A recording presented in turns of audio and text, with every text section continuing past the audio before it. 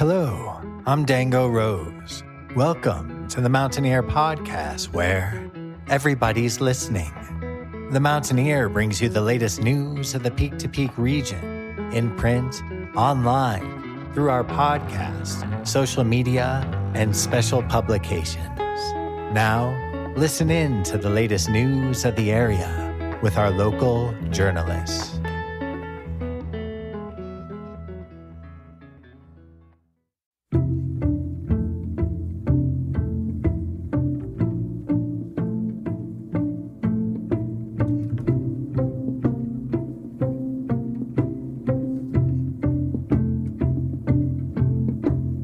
Picture of a boy hiding hard behind a joke or two just to seem fine. He'll interrupt your thoughts with his own kind. What a long line to wait in. It's the rise and the fall. The song that you are currently listening to is Beck and the Call, and it is released by Sturts. It is one of the latest singles from the band in celebration of their second album, Hyacinth, which they are having a release party for coming up very soon at the Gold Hill Inn, located at 401 Main Street in Gold Hill on Sunday, September 29th, starting at 7 p.m. For more information about Sturts as a group, you can check them out on Facebook and Instagram under Sturts Music. You can stream them on Spotify and other music platforms, and you can head to their website at sturtsmusic.com. They confiscate thoughts you made each time. It's the rise and the fall, the back and the call of an impulse with no rails at all, and a trail that leads far back to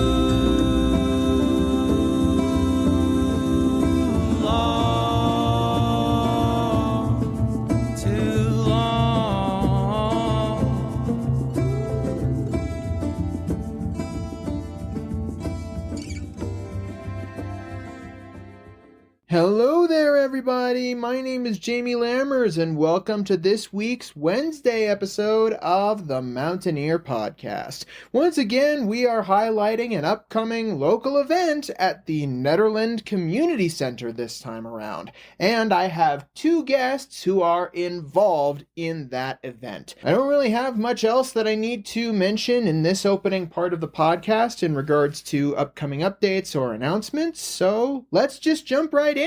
Our first guest for this week. Do you mind introducing yourself real quick? Sure. My name is Marc McClish. I'm a photographer. I'm working on a series called Chromascapes, which is blending of color and scene in landscapes to create abstract structural photographs. And your photography is going to be involved at an opening for an art event at the Nederland Community Center very soon. Yes, we're hanging the show this Saturday, and then the opening is Thursday, October 3rd from 5 to 7. So I'm assuming that this opening is the start of a much bigger show that will go on for a while. Yeah, the show will be up for 4 months, and so whenever the community center is open, it's a great opportunity to go through and look at all the different artists that are showing there. There's photography, there's paintings, there's usually some ceramics, there's drawings. I never know until the show's up what is actually being hung, but it's always fun to see. And I assume that this 2-hour opening is a celebration of all of the different artists that are going to be involved in this particular show. Yes, the 2-hour opening starts at 5, and there's like the first hour is people talking to the artist and seeing the different artwork that's on display, and then the second half is more of a social table in the community room there, and there's light appetizers and beverages, and I think awards are given for first, second, and third place, voted on by whoever shows up at the show. Now, I wanted to focus on your specific work, particularly for this upcoming event. Tell me, when did you start working on chromascapes? So the Chromoscape series is something I started about 2.5 years ago, and it came out of architectural work that I do. So you do those twilight shots, and you have cars driving by, and you do the long exposure, and they're just the lights, and I like that, everyone likes that, and so I was trying to turn it on its head, and how can I create something that's not based on any recognizable thing, and so I just abstracted that with single long exposure and moving the camera. Instead of having the scene move, I move the camera around the scene.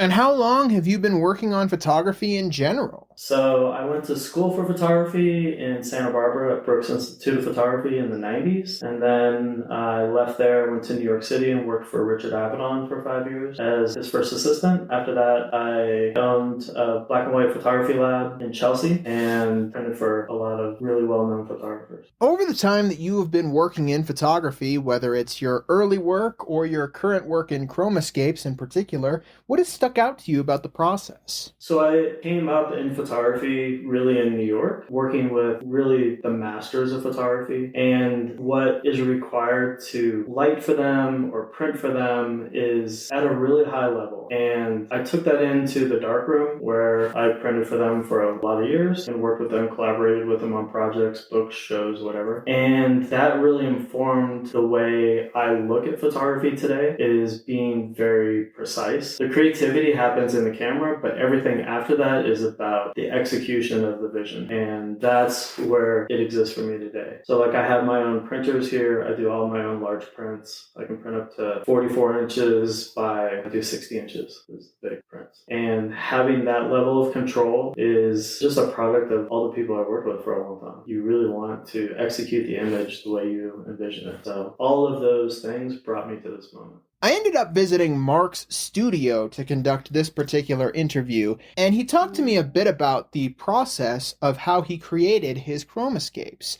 And I asked him if he wanted to re-summarize that process for our listeners. Oh yeah, sure. So Chromoscape is a made-up name that I made up. So chroma is color and hue, saturation, and then scape is scene, any kind of scene. It can be moonscape, cityscape. So my name, Chromoscape, means color, hue, saturation, scene. And that's really the focus and the basis of the images. And so what I do is I look for a scene that has color and structures that when I move my camera, they'll blend together and create something beautiful and interesting, but also something that doesn't exist in nature. Like if you paint something, you mix two colors together, you get a new color. And that's very much part of my process. A lot of these colors don't exist by themselves in nature. They're a product of using a single exposure while the camera's moving to blend colors together. And I just find that to be totally fascinating. Marc ended up showing me some of the Chromoscapes that he had been recently working on his computer, as well as comparisons of the original scenes that those Chromoscapes came from. Is it your typical process to take a picture of the scene itself and then do a Chromoscape of that scene? No, not exactly. I usually set up and I start blending the scenes, and not every scene blends. Sometimes I just go out there and going back to the painting scenario. It's like you have all these beautiful colors. You could have a field of wildflowers, all these different colors. It's just vibrant and punchy, but you blend them together by moving the camera and it's just mush. It just turns brown, gray. It's not interesting. So when I go out and I make a picture, I'll stop. Whenever something catches me, I'll stop, I'll make a Chromoscape, and I see immediately. So when I shoot, I use a medium format camera. It's tethered to an iPad, and I can control how fast the camera moves, what exposures I'm doing, how long, and I'll blend a scene, and it comes up on my iPad immediately, and I'm like, okay, I've got something to work with. So I'm going to work with that, and I usually take a still picture at some point to record the scene, just so I remember, okay, these are the elements that were there. But that still picture doesn't capture the entirety of what I'm using as my palette when I'm making those Chromoscapes. That's kind of the process. And as you've mentioned about the Chromoscape series, the point of all of these pictures is to create a particular color environment that is not easily recognizable as a particular landmark. So I'm curious, after a certain period of time, whether it's a couple of months or 2.5 years after you originally took the chromoscape, do you still remember what the scene originally was? Absolutely. So one of the things that I love most about taking the pictures is just being out in nature and watching the light change. I typically will go shoot sunrise or sunset because those are the times where the sky is most interesting, where the light is moving fastest. And so over a period of like 45 minutes, you might get two totally different scenes. Okay, I'm going to interrupt for some context here. Like I said, I'm at Marc's home studio, and he has quite a few pictures hanging around. There are large prints in various places, there are the photographs on his computer, and there is a wall of a series of some of the most standout pictures of that series to him. He'll mention later in this interview that he's better describing the process of the picture actually looking at it rather than trying to recollect it from memory. So he will be describing the pictures as best as he can, but I also wanted to add descriptions of the final scenes so that our listeners could get a sense of what the pictures looked like. If you are able to and want to see the pictures that he's actually referencing, he has actually posted them on his website, and he sent me the links to the pictures that he was talking about. So I will put those pictures in the description of this podcast episode if you want to see them for yourself. The first picture that he showed me is a chromoscape that is apparently titled Chromascape 005. Its subtitle is A Winter Sunset from NCAR, and of course, the scape itself is exactly what that subtitle describes. For those who are potentially listening to this podcast in the background and don't have the opportunity right now to actually pull up the link to the picture from the description of this podcast episode, I'm going to try and describe the picture as best as I can here. The way that the final picture has turned out, there are 3 basic color elements that are present throughout the photo. At the top, there is a layer of orange that is created from the sunset. The second layer of the picture is a very cool blue that is pretty uniform throughout that I am pretty sure represents the peaks in Colorado as the camera moves across the scene. And the third and bottom layer is a mixture of light blues and darker greens that come from the overall environment of the plains of Colorado. This photo was originally taken in 2022, and according to the description on Marc's website, it is the first successful chromoscape that he ended up making, although it was not his first attempt to try and pull it off. Anyway, let's cut back to Marc. And I know that people listening at home can't see, but the second one over on the top up there, that's from NCAR, looking out over Boulder. It's winter time, it's like January, February, and there's snow out in Boulder, and what's happening is the sun is setting behind the divide, and as it sets, the sunlight is moving up the cloud layer, and you just get this band of orange sunset that's moving up the sky. Marc then points to a picture, Chromascape 77, the lights of Boulder on a winter night. To me, there seem to be more layers of this particular chromoscape.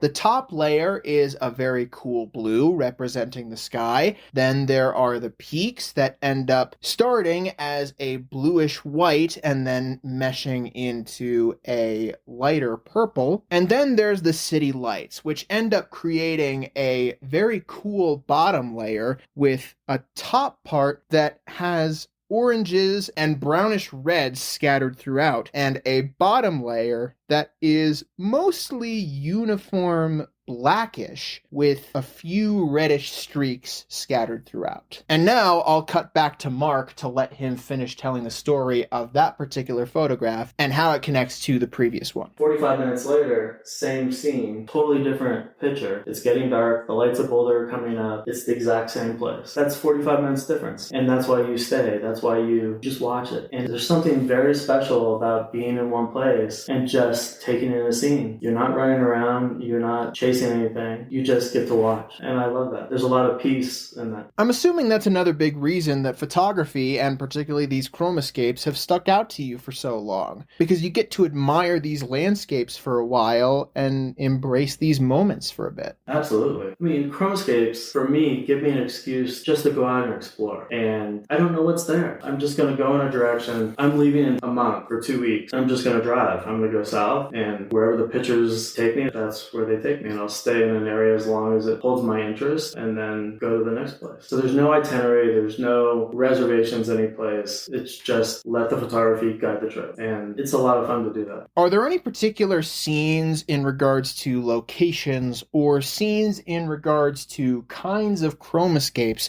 that you end up coming back and returning to every now and again? Are there themes that you like exploring throughout these chromoscapes? I don't usually go revisit places a lot. There's just so many opportunities to see new things. Water is always key. So water basically just doubles the light that I have available to me. So whatever is happening above the horizon line gets repeated in the water. And so that becomes an element that I use a lot in this process. And anytime there's light in there is great too. So I assume that a large part of the chromoscape process is instinctual. You find a scene, you analyze the colors, and you decide that you want to try to make it into a chromoscape and see if it works or doesn't work. Yeah, the longer I do it, obviously the better I am at recognizing what's going to work and not work. And one of the things I really enjoy about going out and shooting is just the surprise of some things that do happen. I'm going to interrupt one more time for a little bit more context because we're about to talk about one more photo. And that photo is labeled as Chromoscape 98, Boat Wake and Stearns Wharf at Sunset. This was taken in Santa Barbara, California. And I'm going to try not to spoil the story that Mark is about to tell, but I also want to try and describe the photo in case you can't pull it up right now. Again, there are three primary layers that I can kind of see throughout the course of this particular photo. There is a top layer of blue sky. There is a middle layer that is a mostly uniform orange that represents reflections that are occurring in buildings in the distance. And then there's a bottom layer. And the bottom layer is a mostly uniform blue with a streak of orange across the middle. And it represents the ocean as well as something that was reflected on the ocean. And that photo turned into something very special. I'll let Mark tell the rest of the story. So there's a picture here. It's actually up at the community center until Saturday. It's this middle one. I thought that photo was ruined. So this is in Santa Barbara. It's the harbor scene. And the sun is setting behind me. The wharf is here. And then all the sunlight is bouncing off the windows of the businesses and whatnot on the wharf. And that's what creates all these lights. And then the hills around Santa Barbara are bathed in the golden light of sunset. And this is the harbor inlet. And the sun was bouncing off a window here. And it's really hard reflecting off the water. You've all seen when the sun reflects off the water, it's blinding light. And it's the brightest thing actually in this scene. And I knew it would be special. And this boat comes ripping into the harbor right through it. I'm like, damn, I missed it. Because this is a 13-second exposure. But what ended up happening is the boat created a wake, which caused the sun reflection to go up and down. And as I'm moving the camera, it just shows the water, the reflection going up and down. And it made the picture. But that's why you go shoot, is you can't control everything. And sometimes there's these brilliant gifts that happen. Mark ended up quickly apologizing because he did recognize that, of course, this is an audio format, and so it's impossible to show the direct pictures in the middle of this episode. I told him that I would absolutely figure out a way to make sure that those elements were described, and here's what he had to add about how he ends up describing these photos. I don't know how to describe it better besides pointing at a picture and saying these are the gifts that happen when you're out there, and it's the unexpected that sticks with you a lot. So. Is there anything that you hope people will take away from your photography, and particularly these chromoscapes? It's really rewarding when an image speaks to somebody and they want to collect it. That's always great. I don't know, I just want people to enjoy my pictures. I mean, I hope they do. I enjoy my pictures. So this is the only artwork that I've ever put out there. Everything else that I have done is for other photographers or commercial. None of it's art. So this is the first time I've ever put my work out there as this is my art. This is what I have to offer as a vision. And then I've worked worked hard with friends to create frames and the way I want to present my images as prints. Very simple. So yeah, it's a little bit different. Now, you mentioned earlier that you now have your own printer to print large prints in the way that you want to actually print them.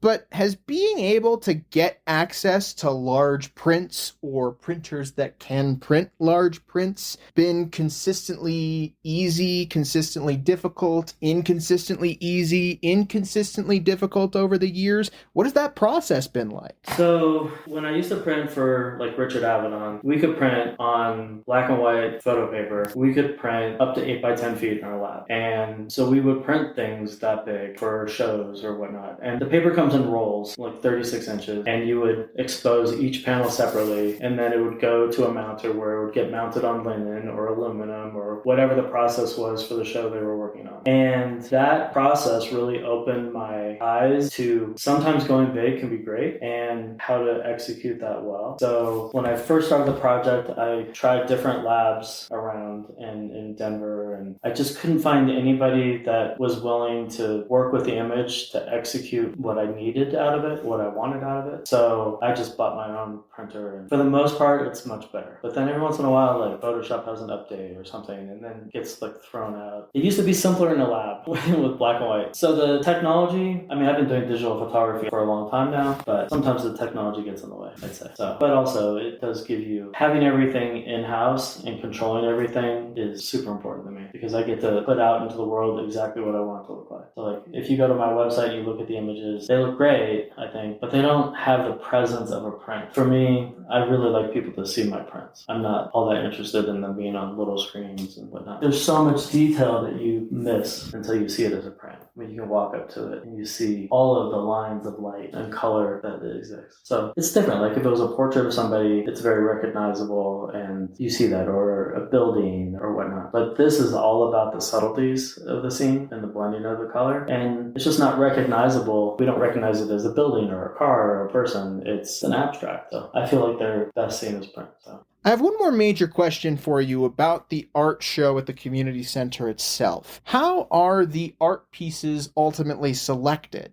Is there a submission process that each artist has to go through? Is there a curation process where the people behind the scenes pick what ends up going in? How are all of these artworks chosen for the final event? So Art at the Center just invites everyone to submit up to 5 pieces, I think it is, of whatever art that they're working on. So it's not a curated show. Artists get to show whatever it is they want, which in a lot of ways is really great. When I apply for other shows, I'll have to submit like, let's say 10 things, and maybe they just pick 1 or 2. But you're like, why'd you pick that one? I really wanted this to go in the show. And so it's really nice at the community center that you, as the artist, can just offer up the art you'd like to show. So I really appreciate that. Is there anything else you'd like to add before we move on to our next guest? I don't think so. We talked about when it is. Oh, so as an artist, I've participated in the Nederland Community Art at the Center show for, I think, 2 years now. So 4 shows probably. And I really want to express gratitude to Annie Thayer for all of the volunteer time and energy she puts into mounting that show, organizing the volunteers, organizing the appetizers, the entertainment, and working with the community center to facilitate a space for all of us to show our work. She's been a real gift to the artists up here and to the community. So yeah, big thank you to Annie Thayer.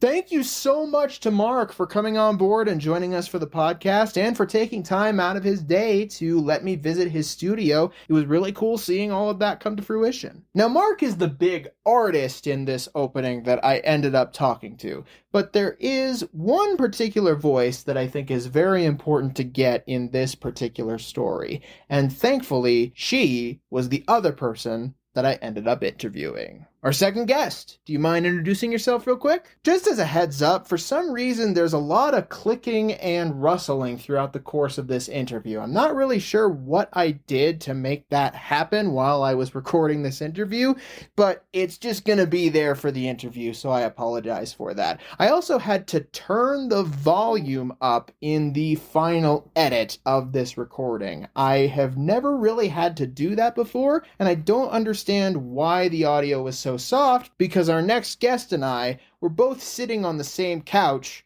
right next to each other. But either way, I ended up turning up the volume a bit, so hopefully it's easier for you to hear her. All right, now let's have her introduce herself. I'm Annie Thayer, and I curate the shows at the Community Center for Art at the Center. And I've been painting watercolors since about 2001. So you're curating this show that will have its opening at the Nederland Community Center very soon. Can you tell us a bit about the setup for that opening and for the show as a whole? Sure. The process starts quite a ways before the actual reception. So I send out emails to the artists in the community. And community is the greater mountain area because I have several artists who come up from Boulder who participate, some award-winning artists actually. So then we have a submission date and artists send images of their paintings or their artwork because we do take 3D as well. And then we decide how much art we have room to show and by the artists. So the artists are dropping off their art this coming Saturday and we'll hang the show, and then the reception is the following Thursday. So Thursday, October 3rd from 5 to 7 at the Nederland Community Center. And it's a great time to just get together with community members. You can talk to the artists. We have music. There's refreshments and just a really nice time to be together as a community. So how did you first become involved in curating these particular art shows at the Nederland Community Center? So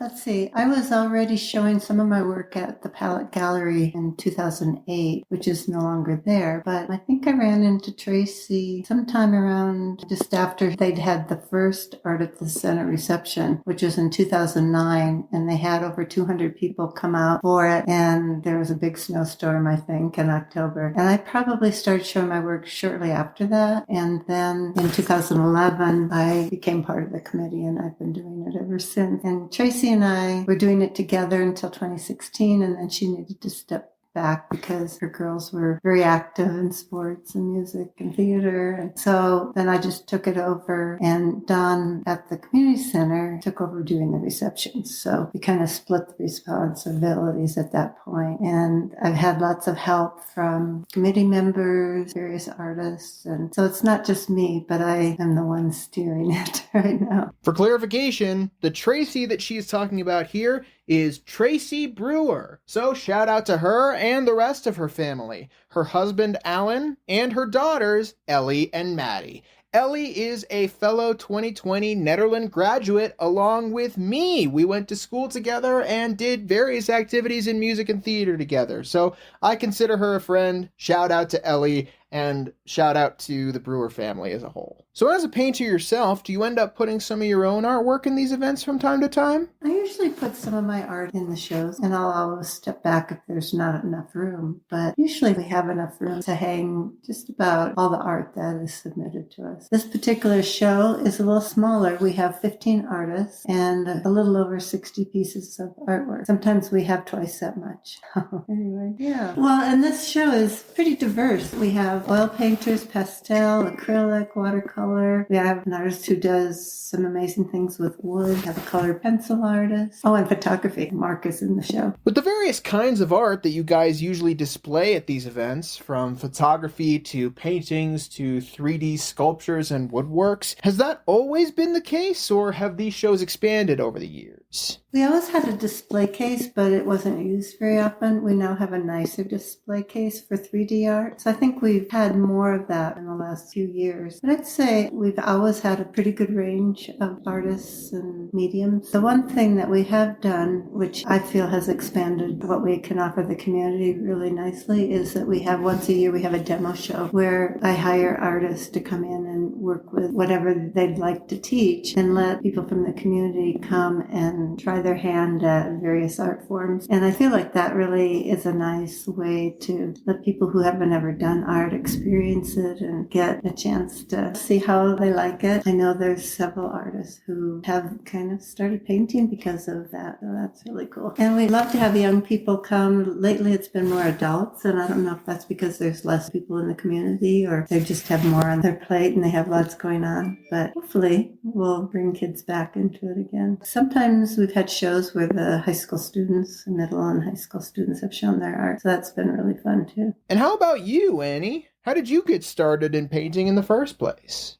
Oh gosh. Well, I've always been creative and my mother always encouraged me to do something artistic, but I didn't really start painting until she passed. And it was like my way of honoring her, remembering her. And so I just dove right in and I started taking classes about in 2001. So it's going on 25 years that I've been painting, but I just fell in love with watercolors. I saw an artist who I really liked her work and I asked her how long it took to get that good. And she said, about 15 years. So I decided I wasn't going to wait. I would just start right away. And back in 2016, when I built my studio, I started teaching watercolor. And it's always a great way to improve your own art when you're helping other people to learn the medium and how to paint. What I think is interesting about what you just said is that the 2016 building of your studio coincides pretty much exactly with the 15 years that artist told you about. So at that point, did that particular statement sink in, or did it just feel like a natural progression based on how long you'd been working on painting in general? It felt pretty natural. I never thought of myself teaching, but after I built my studio, I started having people ask me, well, do you teach? And I thought, well, no, but I could. I've been in education all my life. I taught at a small college right after I graduated from an undergrad, and I got my master's degree and my PhD, and I taught during that time. So education has just been a part of me all my life. And I knew when I was in 6th grade, I wanted to be a teacher of some sort, not knowing what it was going to be. Well, math. And I ended up teaching and coaching. So I taught physical education and then I did research in biomechanics. That's what my PhD is in. And I don't know, that's kind of artistic too in a way. Were there other methods of creative expression that you ended up exploring, or did you really focus on painting, especially once you really started diving into it around 2001? Well, when I was working on my PhD, it was early enough so there weren't all the computer programs, so we had to do a lot of our own drawings for our publications when we were presenting our work. And my PhD advisor was quite an artist himself, so I don't know, I guess that kind of encouraged me, but no, really, I think it was just finding something that spoke to me and deciding to go for it. And it gave me a light at the end of the tunnel, looking forward to when I could retire and just do that full time. And I just love taking classes from really good artists. And I started traveling. So artists would say, we have a trip going to Greece and we're going to paint. So I would go with them. And I would say that really sparked my interest too, because I love to meet people from different cultures and see beautiful places. And so that just really inspired a lot of my artwork. And is the connection that you've made to other artists along the way and the experiences that you've gotten to have as an artist part of the reason that you keep coming back to painting as a whole? What keeps you invested? What sticks out to you about the process? I guess I'm at the point where I really have a control of the medium, and it's really fun for me to try new things. So I'm pushing myself to move beyond what I know and to try new things. And being out in nature has always been something important to me. And so when I travel, I'm usually painting plein air and painting what I see. And I take a lot of photo references so I can come back and remember what it was I saw. Yeah, when I travel, I often see something and I go, I can't wait to get home and paint that. And I've tried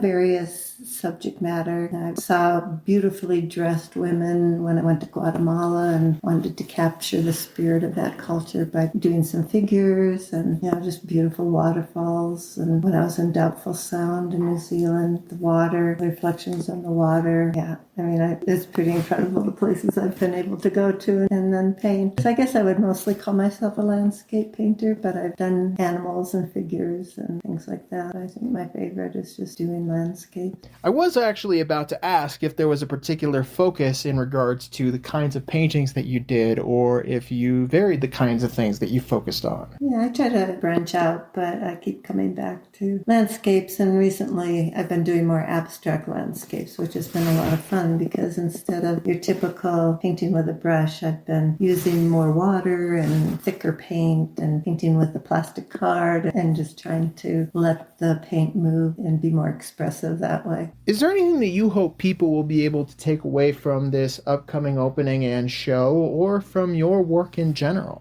Well, I love that people can learn from the artists. When they come to the reception, they can find out what inspired the artists to create what they've created. I think it's really educational for people to see the variety of art and get to know the artists that we have in our community. For as small a community as we have, I think we have some really amazing artists. I mean, I would love for Nederland to become more known for all the good artists that we have. I think it's pretty amazing. Well, I don't know. Is there anything else in general that I forgot to cover or that you want to add? I don't think so. I think just a plug for our local gallery. A couple of the artists, including myself, who are showing in this next show also have their work at the gallery. And hopefully people will get to know the artists through Art at the Center and then take a visit to the gallery just to support that, because it's pretty amazing that our small town has a gallery of that quality. And actually, there's several other galleries right in the back of the shopping center on the top level. So you enter from, I guess, Lakeshore Drive, but Spinning Silica has glass and ceramics. And then right next to Spinning Silica is the stained glass store. And then Kaleidoscope is next to that. So I think the only thing we're missing maybe is 3D sculpture right now. But we do have all artists who've shown their work with us who come from Colorado Springs and other places. Is there anything about the reception in general that you want people to know about that we haven't talked about yet? Yeah, I think just to emphasize that the reception is open to anybody. It's kid-friendly. I don't know if we want to say who's playing music. I think John Meeks is who we're expecting to play. He plays guitar and sing, and I don't know very much about him. Oh, the other thing that I did want to say is I recently asked Jana Butler to be co-coordinator with me, and so somehow be nice to have her recognized as well. So have you and Jana been working together for this particular show as well? Is that a collaboration that is in plans for the future? How has that gone? How have you two been involved recently in regards to co-coordinating all of this? Yeah, so I've worked with her on this show, and the last couple I'd really like to hand it off at some point. And so I thought the best way to do that would be to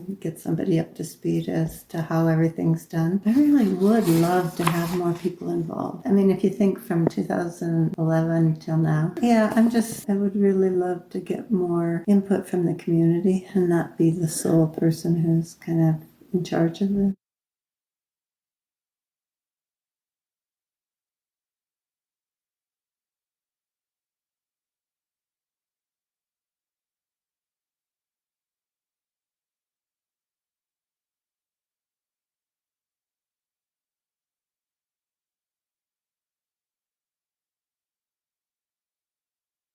Thank you so much to Annie for coming on board and joining us for the podcast, and for taking the time out of her day to talk about all of the stuff that's happening in regards to this opening reception.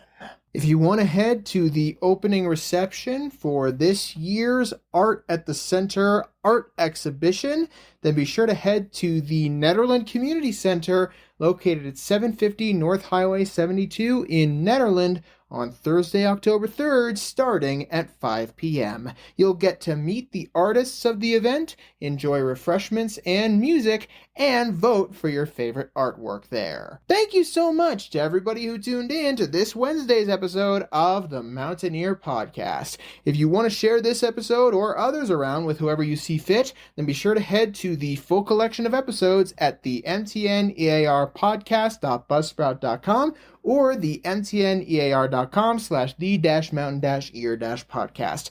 And if you would like to be involved in the podcast in some way, whether you want to contribute a segment or be interviewed yourself or contribute advertising, then be sure to email me at media@themountaineer.com and we will get something sorted for you. Now that we're back to our regular schedule, I will see you guys on Friday with our regularly scheduled Music of the Mountains. Have a great rest of your day!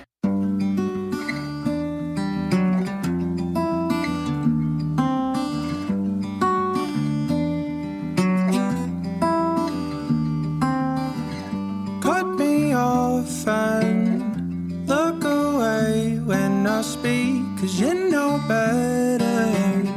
Point to where I should be, and when I come up short, lie to me. Ask your questions, criticize. sighs passively. The song that you are currently listening to is called Backwards, and it is one of the latest single releases from Sturts, celebrating their second album, Hyacinth, which is releasing very soon. In fact, they are having an album release party at the Gold Hill Inn, located at 401 Main Street in Gold Hill, on Sunday, September 29th, starting at 7 p.m. Be sure to head there if you want to check out the latest music from Sturts. And if you want to learn more about the group as a whole, then be sure to check them out on Spotify and other streaming platforms. Be sure to check out their Facebook and Instagram pages under Sturts Music, and be sure to head to their website at sturtsmusic.com.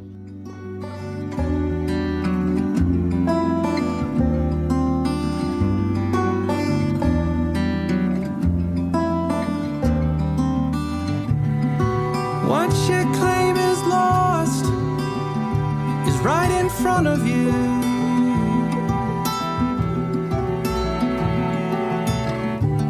Not a picture on your wall, I'm in present view.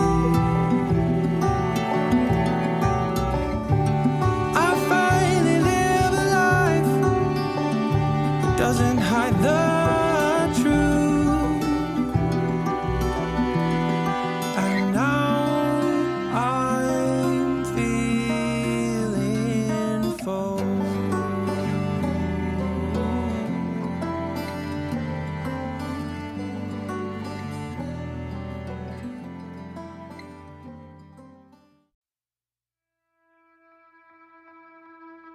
And that's it for our show. Subscribe online to get more access to more news, weekly updates to our community calendar, and a link to our YouTube channel by visiting themountaineer.com. Be sure to use the coupon code PODCAST when subscribing for a 10% discount, only available to our listeners. If you are in the local Peak-to-Peak area, be sure to pick up a print edition of The Mountaineer at a local business. I'm Dango Rose. Thank you for listening.